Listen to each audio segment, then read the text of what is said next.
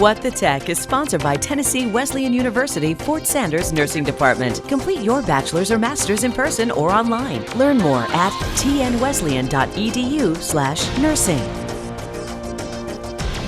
Apple's new iPhone operating system, iOS 16, is out, and it has many new features and tools people have been waiting for. But there's a good reason you should put off updating your phone.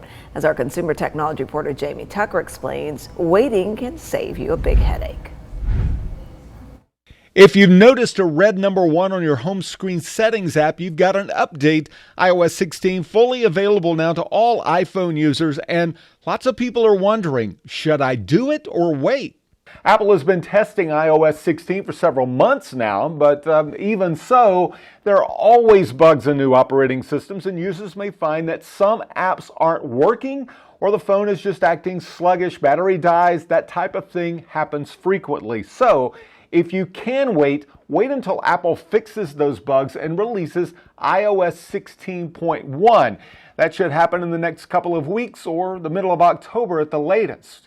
But if you simply can't wait for new features, there are a few things to think about. First, update all of the apps you have on your phone. Open the App Store app, tap your photo in the upper right-hand corner, and scroll down to see which apps need updating. You will need around 5 gigabytes of free space before downloading this update.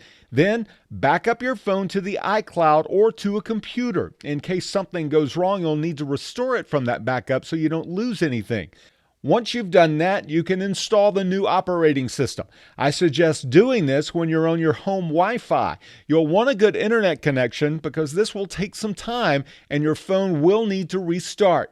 I've been using the beta version of iOS 16 for a couple of months now, and there's some really cool features you'll probably like, and I'll tell you about those features next time. That's What the Tech. I'm Jamie Tucker.